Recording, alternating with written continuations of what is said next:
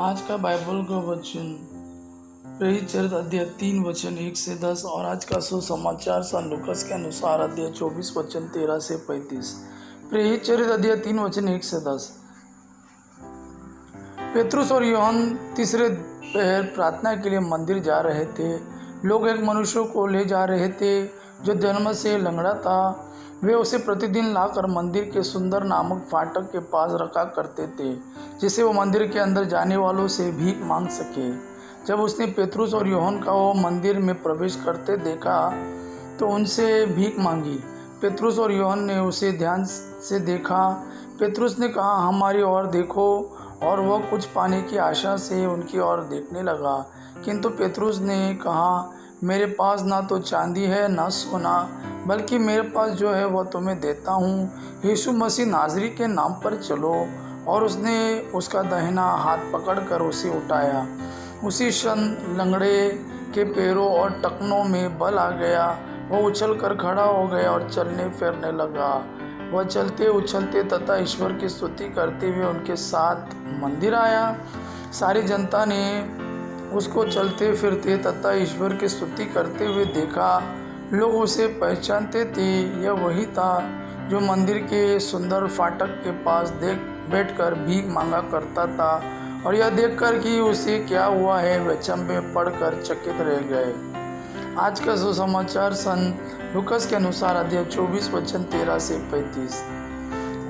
उसी दिन दो शिष्य इन सब घटनाओं पर बातें करते हुए एमाउस नामक गांव जा रहे थे। वो यरूशलेम में से कोई 4 कोस दूर है। वे आपस में बातचीत और विचार विमर्श कर ही रहे थे कि यीशु स्वयं आकर उनके साथ हो लिए, परंतु शिष्यों की आंखें उन्हें पहचानने में असमर्थ रही। यीशु ने उनसे कहा, आप लोग राह चलते किस विषय पर बातचीत कर रहे हैं? वे रुक गए। उनके मुख मलिन थे। उनमें से एक क्लियोपस ने उत्तर दिया, यरूशलेम में रहने वालों में से आप ही एक ऐसे हैं जो यह नहीं जानते कि इन दिनों वहाँ क्या क्या हुआ है। यीशु ने उनसे कहा, क्या हुआ है? उन्होंने उत्तर दिया, बात यीशु नाज़री की है। वह ईश्वर और समस्त जनता की दृष्टि में कर्म और वचन के शक्तिशाली नबी थे। हमारे महायाजकों और शासकों ने उन्हें प्राणदंड दिलाया और क्रूस पर चढ़वाया। हम तो आशा करते थे कि वही इज़राइल का उद्धार करने वाले थे। यह आज से 3 दिन पहले की बात है। यह सच है कि हम में से कुछ स्त्रियों ने हमें बड़े अचंभे में डाल दिया है। वे बड़े सवेरे कब्र के पास गए और उन्हें यीशु का शव नहीं मिला। उन्होंने लौटकर कहा कि उन्हें स्वर्गदूत दिखाई दिए जिन्होंने यह बताया कि यीशु जीवित है। इस पर हमारे कुछ साथी कब्र के पास गए और उन्होंने सब कुछ वैसा ही पाया जैसा स्त्रियों ने कहा था, परंतु उन्होंने यीशु को नहीं देखा। तब यीशु ने उनसे कहा, रे निर्बुद्धियों, नबियों ने जो कुछ कहा है उस पर विश्वास करने में तुम कितने मंदमती हो। क्या यह आवश्यक नहीं था कि मसीह वह सब से ले और इस प्रकार अपनी महिमा में प्रवेश करे? तब मूसा से लेकर अन्य सब नबियों का हवाला देते हुए जो कुछ धर्म ग्रंथ में अपने विषय में लिखा है वह सब यीशु ने उन्हें समझाया। इतने में वे उस गांव के पास पहुंच गए जहां वे जा रहे थे। लग रहा था यीशु आगे बढ़ना चाहते हैं। शिष्यों ने यह कहकर उनसे आग्रह किया, हमारे साथ रह जाइए, सांझ हो रही है और अब दिन ढल चुका है।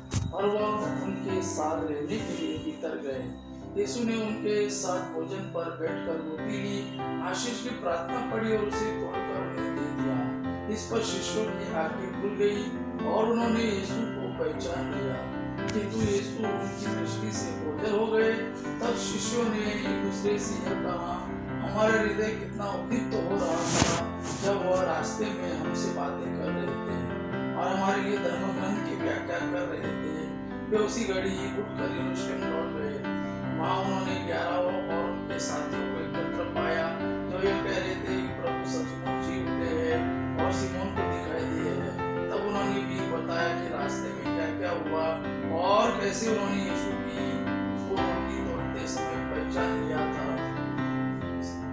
यह प्रभु का वाणी है। प्रभु को धन्यवाद। आपा पिता की महिमा और पुत्र यीशु का प्रेम आप पर सदा सर्वदा बना रहे। आमीन।